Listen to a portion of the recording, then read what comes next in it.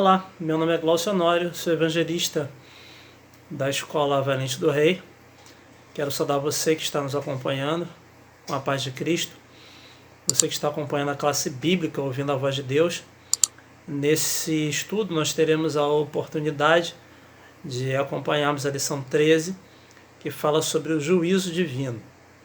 Assim como em toda a nossa sociedade nós temos códigos, nós temos leis que regram a convivência em sociedade, que definem aquilo que nós podemos ou não podemos fazer, e em caso de transgressão desses estatutos, dessas leis, existem sanções que devem ser administradas com base nessas leis. Também no plano espiritual, no plano divino, existe a lei de Deus, que é respaldada, fundamentada no seu caráter. A Bíblia diz que Deus é amor, Deus também é justiça, e cada um de nós, seres humanos, seremos julgados de acordo com aquilo que nós fazemos ou com aquilo que nós deixamos de fazer. Então, nesse aspecto, no aspecto do juízo, nós vamos estar acompanhando alguns slides e, com base na palavra de Deus, fala a respeito do juízo divino. Quero convidar você que está com a sua Bíblia ou com o seu dispositivo eletrônico a acompanhar aquilo que a palavra de Deus diz. Antes de passarmos para o slide, vamos fazer uma breve oração. Pai querido, nós suplicamos ao Senhor, a Deus, a tua bênção, o poder do teu Espírito, a sabedoria do Senhor para compreendermos a tua palavra, e que o Senhor venha nos fortalecer para que, além de compreender a tua palavra, possamos aceitar aquilo que o Senhor vai nos dizer e tomarmos uma decisão ao teu lado, em nome de Jesus. Amém. Então essa é a classe bíblica ouvindo a voz de Deus. Nós estamos aqui no estudo número 13. Antes vamos relembrar um pouco aquilo que foi falado no estudo número 12. Estudo número 12, o santuário de Deus. Então a Bíblia diz que o santuário terrestre, que era figura e sombra do santuário celestial, ele foi feito segundo o modelo do santuário que existe no céu. Era dividido em dois compartimentos, Santo e Santíssimo, nos quais exerciam um serviço divino. O sacerdote, que oferecia cada dia 2 cordeiros, um pela manhã e outro pela tarde, e no dia da expiação era feita a remoção dos pecados. Nesse dia da expiação, apenas o sumo sacerdote entrava no segundo compartimento do santuário. Jesus hoje está atuando no verdadeiro santuário que existe no céu, e Jesus ele é o nosso grande sumo sacerdote. Na lição número 13 fala sobre o juízo, e a gente vai ver qual é a relação que existe entre o juízo e o santuário. A Bíblia ela apresenta uma profecia no capítulo 7, 8, 9 de Daniel, que é a profecia de tempo mais longa da Bíblia, que é 2.300 tardes e manhãs. Esse texto está em Daniel 8,14 e diz até 2.300 tardes e manhãs, e o santuário será purificado. De acordo com um princípio profético, de interpretação profética dia-ano, a Bíblia traz para nós esse princípio, que para cada dia profético, um ano literal. Então, por isso que as 2.300 tardes e manhãs, 2.300 dias proféticos, significam 2.300 anos. Esses 2.300 anos têm como ponto de partida o ano 457 a.C., que é o mesmo ano de início das 70 semanas. Então, o mesmo princípio de interpretação profética que nós utilizamos para as 2.300 tardes e manhãs ou 2.300 dias proféticos, nós usamos também para as 70 semanas ou 490 dias proféticos, igual a 490 anos. Você pode ver aí nesse plano que tanto os 2.300 anos quanto os 490 anos, ou seja, as 2.300 tardes e manhãs proféticas e as 70 semanas proféticas, se iniciam no ano 457 a.C. E nós temos aí uma subdivisão das 70 semanas. Cada uma dessas subdivisões As 7 primeiras semanas, ou 49 anos, seria o período de reestruturação de Jerusalém, não apenas de reconstrução, mas de reestruturação, inclusive civil e política, autonomia, né, política que a Jerusalém, Israel, havia deixado de ter com o cativeiro babilônico. As 62 semanas ou 434 anos seria o período entre o final da reconstrução e reestruturação de Jerusalém até o batismo de Jesus, ou seja, a unção do Messias. E a última semana, você pode ver ali no ano 31, a cruz. Essa última semana é um período no qual Jesus viveria aqui o seu ministério terrestre, seria batizado, morreria na cruz do Calvário e ressuscitaria, e seria também o período dos primeiros trabalhos da igreja cristã aqui na Terra. Então, é esse período aí das 2.300 tardes e manhãs e das 70 semanas, começando 457, as 70 semanas terminando no ano 34 depois de Cristo, e as 2.300 tardes e manhãs indo até aqui, próximo à nossa época, século XIX, até o ano 1844. Aqui a Bíblia ela vem dizendo em Eclesiastes 12, verso 14, o seguinte, que um fato bíblico indiscutível é que todos os seres humanos de todos os tempos, prestem bem atenção nessa afirmação, todos os seres humanos de todos os tempos enfrentarão o julgamento de Deus. Como disse Salomão lá em Eclesiastes 12:14, porque Deus há de trazer a juízo todas as obras, até as que estão escondidas, quer sejam boas, quer sejam más. Não existe nenhuma página da Bíblia, nenhuma linha da Bíblia dizendo que haverá algum tipo de pessoa que não passará pelo juízo divino ou que deixará de passar pelo juízo porque será tomado por Deus. A Bíblia ela afirma que todos passarão pelo juízo. E aqui nós temos algumas questões, né? Olha, para onde Jesus foi após a sua ascensão? Então, nós temos aqui alguns textos, Hebreus 8, 1 e 2, Hebreus 9, 24 e Apocalipse 1, verso 12 e 13. Então nós vamos ver aquilo que esses textos bíblicos dizem a fim de respondermos aqui essa questão. Hebreus 8, 1 e 2 diz, ora, o essencial das coisas que temos dito é que possuímos tal sumo sacerdote que se assentou à destra do trono da majestade nos céus, como ministro do santuário e do verdadeiro tabernáculo que o Senhor erigiu, não o homem. Porque Cristo não entrou no céu feito por mãos, Cristo não entrou em santuário feito por mãos, figura do verdadeiro, porém no mesmo céu para comparecer agora por nós diante de Deus. E também o texto de Apocalipse, voltei-me para ver quem falava comigo, e voltado vi 7 candeeiros de ouro, e no meio dos candeeiros um semelhante ao filho do homem, com vestes talares ou compridas, e cingido à altura do peito com uma cinta de ouro. Então, a resposta para essa questão, para onde foi Jesus após a sua ascensão? Jesus ele foi atuar como ministro do santuário e do verdadeiro tabernáculo que o Senhor erigiu, não um homem. Esse santuário, segundo a Bíblia diz, ele está no céu, e esse santuário ele serviu como modelo para a construção do santuário terrestre, que foi edificado ainda lá no Antigo Testamento, na nação de Israel, como uma forma didática de Deus ensinar para o seu povo a grande verdade bíblica do juízo. A questão número 12. O que aconteceria no céu e na terra no final das 2.300 tardes e manhãs? Então, Apocalipse 14, 6 e 7.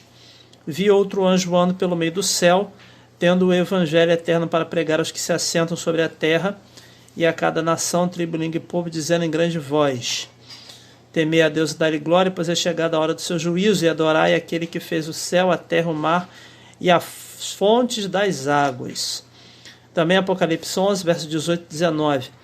Na verdade, as nações se enfureceram, chegou, porém, a tua ira e o tempo determinado para serem julgados os mortos, para se dar o galardão aos teus servos, os profetas, e aos santos e aos que temem o teu nome, tanto pequenos quanto grandes, né, o que o texto bíblico diz. Para destruir os que destroem a terra, abriu-se então o santuário de Deus, que se acha no céu, e foi vista a arca da aliança no seu santuário. Sobrevieram relâmpagos, vozes, trovões, terremoto, grande saraivada.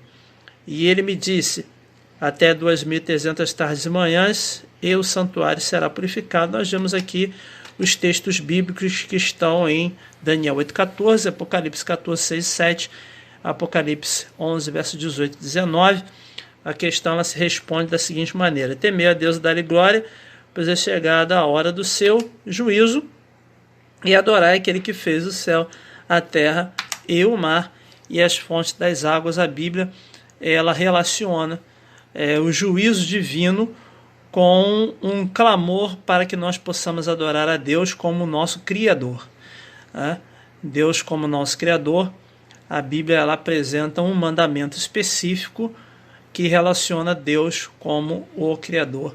Isso é muito importante a gente destacar, a gente vai ver isso um pouco mais para frente.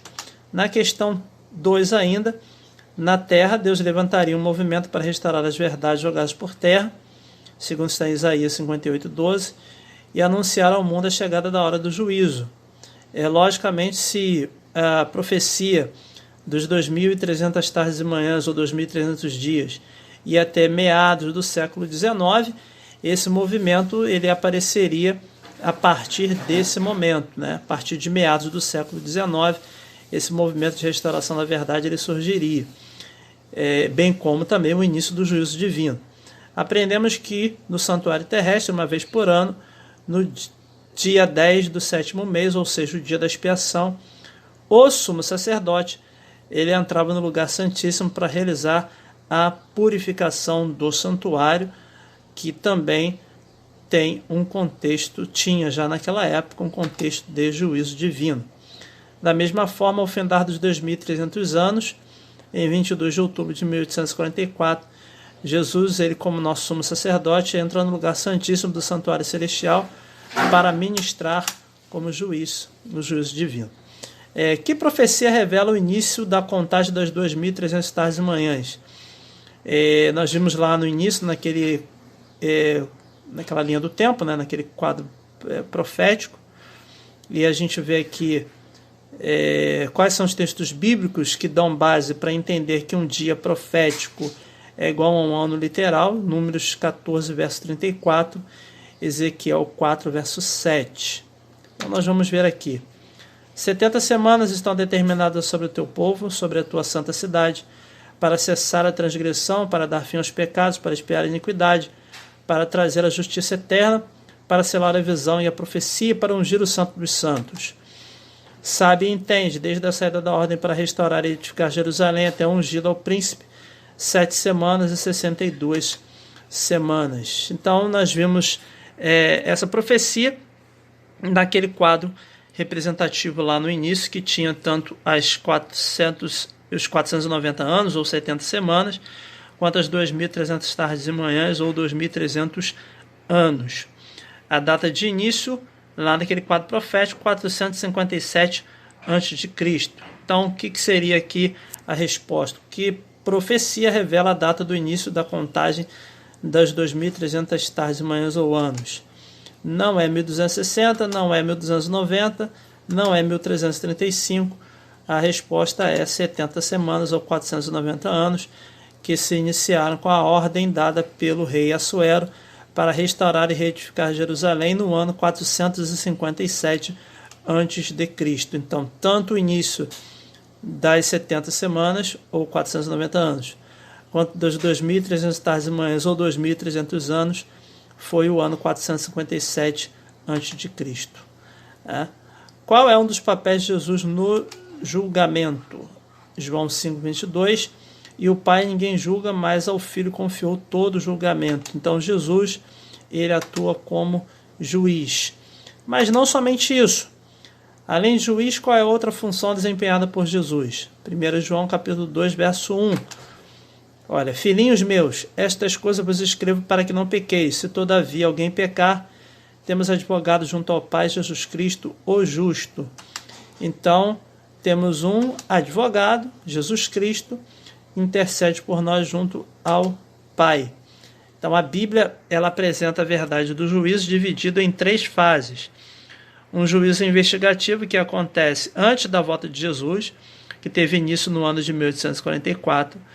Um juízo de comprovação que ocorrerá após a volta de Jesus durante os 1000 anos. A gente vê isso aí nos textos bíblicos, Apocalipse capítulo 20, verso 4, e 1 Coríntios capítulo 6, versos 2 e 3. E a gente também tem um juízo de execução que acontece após os 1000 anos, ou o juízo final, no qual aquelas pessoas que não aceitaram a Cristo como Salvador receberão como galardão a morte eterna. 6. O que Deus julgará?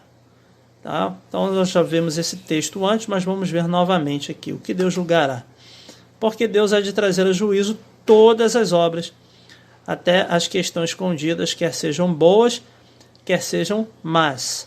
Apesar de o ser humano ele não ser salvo pelas obras, mas ele será julgado por elas. Então nós temos que estar muito bem conscientes de que a lei de Deus ela é importante para nos apresentar um caminho que nós devemos seguir, né? Logicamente, nós guardamos a lei respaldados pela graça de Jesus Cristo. Então, qual é aqui a resposta, né? Olha, Deus julgará. O que Deus julgará? Somente boas coisas? Não. Também Ele não julgará apenas as coisas mais graves, não julgará apenas as coisas mais, mas Deus julgará todas as coisas, todas as obras, todos os nossos feitos, nossos pensamentos passarão pelo crivo, pelo juízo divino. O juízo de Deus será estabelecido segundo a verdade que recebemos da sua palavra. Então a palavra de Deus é a grande norma, a grande fonte da verdade. De que modo seremos julgados? Apocalipse 20, verso 12. Vi também os mortos, os grandes, os pequenos, postos de pé diante do trono. Então se abriu os livros, ainda outro livro, o livro da vida, foi aberto. Os mortos foram julgados segundo as suas obras, conforme o que se achava escrito nos livros. Então, os registros de Deus, né? Os anjos, eles relatam tudo que nós fazemos ou deixamos de fazer, tudo que acontece. Então, nós seremos julgados de acordo com aquilo que está escrito nos livros nos céus, né? Os registros divinos. 8. Quantos comparecerão perante o tribunal de Cristo? Então a Bíblia diz lá em 2 Coríntios capítulo 5, verso 10, porque importa que todos nós compareçamos perante o tribunal de Cristo, para que cada um receba o bem ou o mal que tiver feito por meio do corpo. Lembrem que eu falei no início, né, que não há na Bíblia uma única linha dizendo que uma classe privilegiada de pessoas deixará de passar pelo juízo de Deus, quer seja porque a igreja vai ser arrebatada, porque a igreja vai ser tomada para Deus.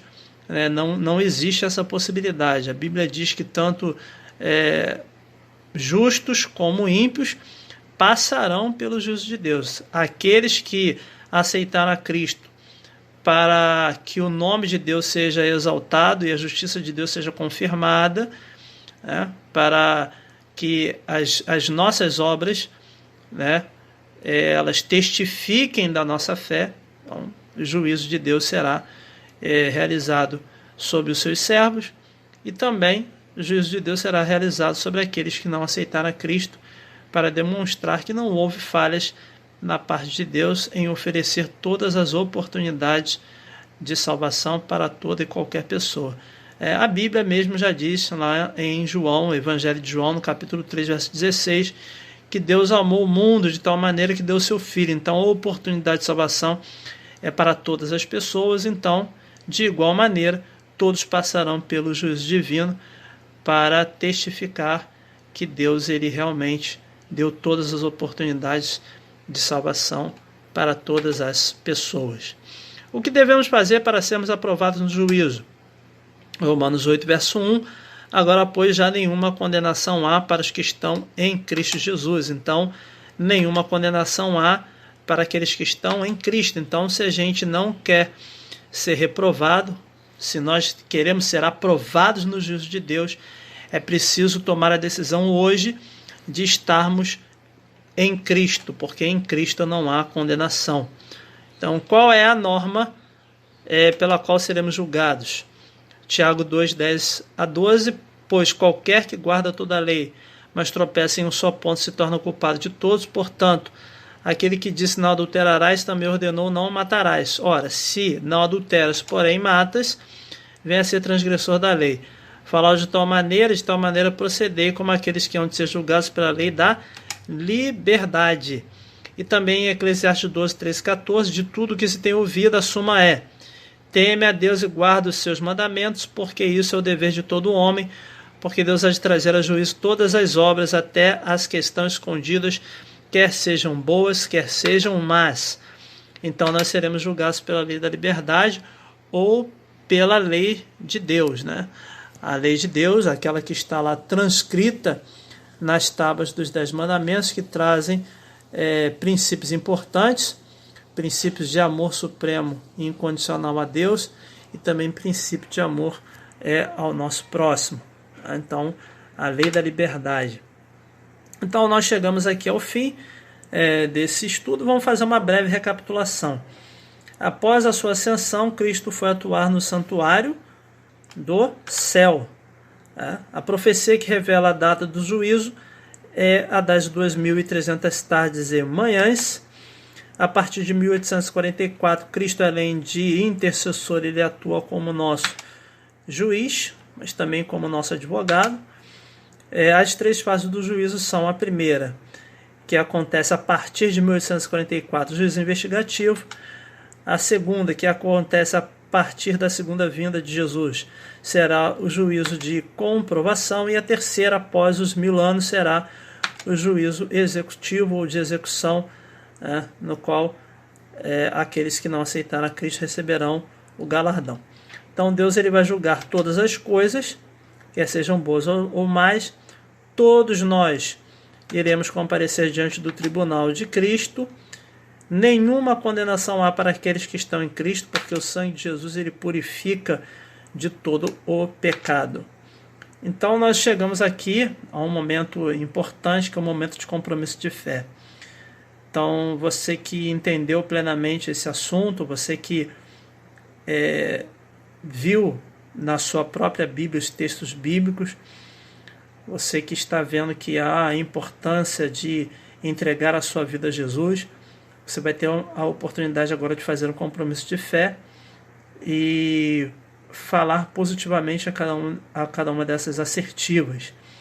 Desejo obedecer a palavra de Deus e aos seus mandamentos. Aceita Jesus como meu Salvador e único substituto ou advogado pessoal. Então Jesus ele é o nosso advogado. Então nós devemos buscar a sua face. Nós devemos também buscar o poder de Deus, o Espírito Santo, para sermos fiéis aos mandamentos, estarmos cobertos pelo sangue de Cristo e nenhuma condenação repousar sobre nós. Pois bem, chegamos ao final do nosso estudo bíblico. Você que teve a oportunidade de testificar na palavra de Deus, da importância do juízo, quero fazer um convite para você nesse momento. Você que compreendeu bem o assunto, você que tomou a sua decisão, fez o seu compromisso de fé, convido você agora a falar para Deus, a entregar a sua vida a Jesus, para que o Espírito Santo seja derramado sobre a sua vida, você fazer um concerto com Ele, a fim de que você possa, em nome de Cristo, estar contado entre os salvos, estar coberto pelo sangue de Jesus e ser aprovado no juízo de Deus. Então, se esse é o seu desejo, convido você a fechar os seus olhos e fazermos uma oração. Pai amado, nós te louvamos pelas tuas bênçãos, te agradecemos, Senhor, pelas decisões que estão sendo tomadas nesse momento ao teu lado, que é o nosso advogado, que é o nosso juiz, e que está efetuando juízo nesse momento para demonstrar que as tuas obras estão repousadas sobre nós, tuas obras de salvação, de graça, de misericórdia, e que nós possamos estar cobertos pelo teu sangue e nenhuma condenação haja sobre nenhum de nós que estamos aceitando ao Senhor como nosso único Senhor e Salvador. Abençoa, Senhor, essas decisões, fortalece, nos guarda, nos protege. Pedimos por Jesus. Amém. Então, até mais. Forte abraço. Deus abençoe você.